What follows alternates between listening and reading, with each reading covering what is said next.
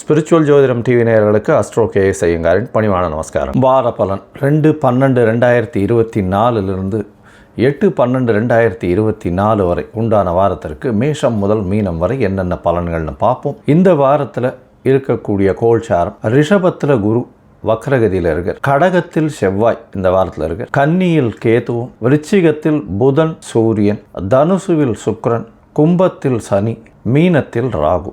இந்த வாரத்தில் பார்த்தாலேயானால் செவ்வாய் வக்ரகதி அடைகிறார்.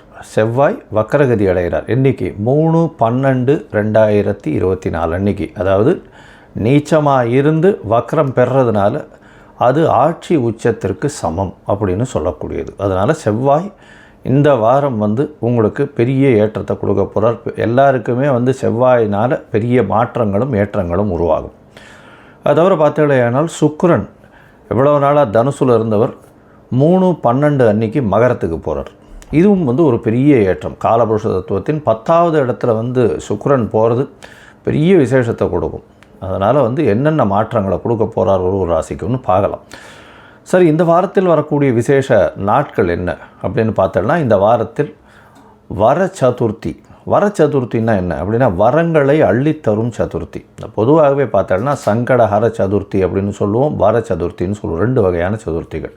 வளர்பிறையில் வரக்கூடிய சதுர்த்தியை வர சதுர்த்தி அப்படின்னு, தேய்பிரையில் வர்றதை சங்கடஹர சதுர்த்தி அப்படின்னு சொல்லக்கூடியது. வர சதுர்த்தியில் என்ன அப்படின்னா, நீங்கள் போய் விநாயகரை சேவிச்சுட்டு ஒரு 9 தரம் பிரதர்ஷனம் பண்ணிவிட்டு 9 தோப்புக்கரணை போட்டு ஒரு தேங்காயை உடைச்சிட்டு வந்தாலேனால் அங்கே கேட்கிற வரங்கள் அனைத்தையும் கொடுக்கக்கூடியவர். அப்படின்றதுனால என்னென்ன வேணுமோ உங்களுக்கு அது எல்லாத்தையும் கேட்டேன்னா கண்டிப்பாக கொடுக்கக்கூடிய காலகட்டம்.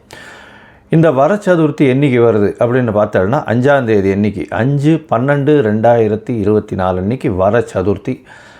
அன்றைக்கி அருகில் இருக்கக்கூடிய விநாயகப் பெருமானை சேவிச்சுட்டு வர்றது பெரிய விசேஷம். அதற்கு அடுத்த நாள் சஷ்டி விரதம் இருக்கிறது. சதுர்த்தி கொஞ்ச நேரம் தான் இருக்குது, அதுக்கப்புறம் சஷ்டி விரதம் வந்துடுறது அடுத்த நாள் அன்றைக்கி, அதாவது 6ஆம் தேதி அன்றைக்கி சஷ்டி விரதம்.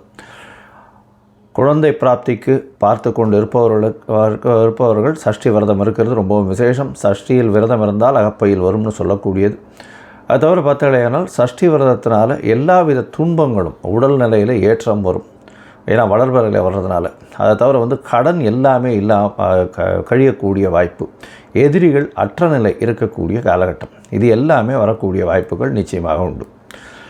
அதனால் பொதுவாகவே பார்த்தாலேயானால் இந்த சஷ்டி விரதம் பெரிய ஏற்றத்தை மாற்றத்தையும் கொடுக்கும். எந்தெந்த ராசிக்காரர்களுக்கு சந்திராஷ்டமம்னு பார்த்தாலும்னா மேஷம், ரிஷபம், மிதுனம், கடகம் இந்த 4 ராசிக்காரர்களுக்கும் சந்திராஷ்டம். புதுசாக முயற்சிகள் வேண்டாம், யாருக்கும் ஜாமீன் கையெழுத்து போடுறது அதெல்லாம் வேண்டாம். பொறுமையாக இருக்கிறது ரொம்பவும் நல்லது. அது தவிர வெளியூர், வெளிநாடு, வெளி மாநிலம் அதெல்லாம் போகிறத கொஞ்சம் தவிர்க்கிறது ரொம்பவும் நல்லது.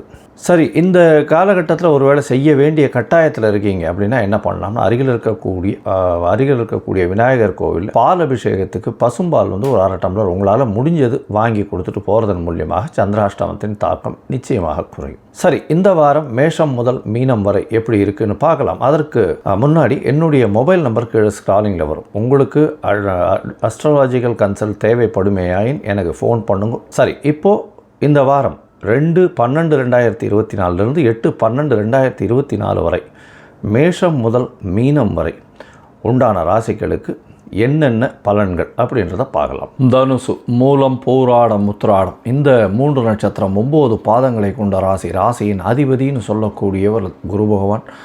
ராசிக்கு 6ஆம் இடத்துல இருக்கார். ராசிக்கு 6ஆம் இடத்துல வக்ரம் பெற்று இருக்கார். இப்போ என்னென்னா, உங்களுடைய ராசிநாதன் 6ஆம் அதிபதியான சுக்கிரன் உங்களுடைய ராசியிலேயே சுக்கிரன் இருக்கார். பரிவர்த்தனை யோகம் இருக்குது. இது அது நல்ல ஏற்றம் கிடையாது. ஏன்னா உங்களுடைய ராசியிலேயே சுக்கிரன் இருந்து பரிவர்த்தனையாகி குரு பகவான் வக்ரகதியில் உங்கள் ராசியில் இருக்கிறதன் மூலியமாக உடல்நிலையில் சற்று பிரச்சனைகள் வரக்கூடிய வாய்ப்புகள் உண்டு. 6ஆம் இடத்துல இருக்கக்கூடிய குரு வக்ரகதி அடைகிறது நல்லது. ஆனால் பரிவர்த்தனை யோகத்தில் உங்களுடைய ராசியில் ஆட்சி பெறுறது அந்த அளவு விசேஷம் இல்லை. ஆனால் கவலைப்பட தேவையில்லை. 3ஆம் தேதி அன்னைக்கு, இந்த வாரம் பார்த்தேன்னா 3ஆம் தேதி அன்னைக்கு சுக்கிரன் மாறிவிடுறார். அதனால் 6ஆம் இடத்தில் வக்ரம் பெற்ற குரு மட்டுமே. அதனால் 3ஆம் தேதியிலிருந்து உங்களுக்கு நல்ல ஏற்றமான காலம். புதிய வேலை கிடைக்கும். அது தவிர கடன்கள் எல்லாம் கம்மியாகக்கூடிய வாய்ப்பு உண்டு. அது தவிர ஏற்றமான விஷயங்கள் நிச்சயமாக நடக்கும். ராசிக்கு 2ஆம் இடத்துல வந்து அதாவது 3ஆம் இடத்துல இருக்கக்கூடிய சனி பகவானும் நல்ல ஒரு ஏற்றத்தில் இருக்கார். நல்ல புது முயற்சிகள் எல்லாமே வெற்றி பெறும், கவலைப்படவே தேவையில்லை. அது தவிர பார்த்தீங்கன்னா 4ஆம் இடத்துல ராகு பகவான் இருக்கார். தாயின் உடல்நிலையில் சற்று கவனமாக இருக்கணும். தாயின் உடல்நிலையில் கவனம் தேவை. ஆனால் நல்ல ஒரு ஏற்றம் கிடைக்கக்கூடிய காலகட்டம். புதிய வீடு மனை வாங்கக்கூடிய பாக்கியம் நிச்சயமாக உண்டு. ராசிக்கு 8ஆம் இடத்துல உங்களுடைய ராசிக்கு 5ஆம் அதிபதி 5-12 அதிபதி 8ஆம் இடத்துல போய் நீச்ச பெற்று இருக்கார். இந்த வாரம் ஆரம்பிக்கும் பொழுது 3ஆம் தேதி அன்றைக்கி பார்த்தோன்னா நீச்ச வக்கரம் பெறார். அதனால் வந்து உங்களுடைய ராசிக்கு 5ஆம் அதிபதி 8ஆம் இடத்துல நீச்ச வக்கரம் பெறதுனால உச்சம் பெற்றதற்கு சமமாக எடுத்துக்கொள்ளணும். 8ஆம் இடத்துல உச்சம் பெற்று போகிறதுனால திடீர்னு வெளிநாடு போகக்கூடிய பாக்கியமும், வெளிநாட்டிலிருந்து நல்ல செய்தி வரக்கூடிய பாக்கியமும், மறைந்த இடத்திலிருந்து உங்களுக்கு பணம் அதிகமாக வரக்கூடிய பாக்கியமும், எதிர்பாராத இடத்திலிருந்து திடீரென்று பணம் வரக்கூடிய காலகட்டமாக இந்த வாரம் அமைய போகிறது. இந்த வாரத்தில் உங்களுடைய ராசிக்கு பார்த்தேன்னா 10ஆம் இடத்துல கேது பகவான் புதிய தொழில் அமையக்கூடிய வாய்ப்புகள் நிச்சயமாக உண்டு. புதிய தொழில் அமையக்கூடிய வாய்ப்புகள் உண்டு. அது தவிர உங்களுடைய ராசிக்கு 12ஆம் இடத்துல சூரியனும் புதனும் இருக்கா. இதனால் 10ஆம் அதிபதி 12ஆம் இடத்துல இருக்கிறதுனால தொழில் மூலியமாக சிறு சிறு செலவுகள் இருக்கும். அது தவிர 12ஆம் இடத்துல சூரியன் இருக்கிறதுனால உங்களுடைய ராசிக்கு 9ஆம் அதிபதி 12ஆம் இடத்துல இருக்கிறதுனால தாயின் உடல்நிலையில் தந்தையின் உடல்நிலையில் சற்று பின்னடைவும், வெளிநாடு போகணுன்னு பார்த்துட்டு இருக்க வாழ்க்கை சற்று பின்னடைவு இருக்கக்கூடிய, படிக்கிறதுக்குன்னு வெளிநாடு போகணுன்னு பார்த்துட்டு இருக்க வாழ்க்கை சற்று பின்னடைவு அடையக்கூடிய வாய்ப்புகள் நிச்சயமாக உண்டு.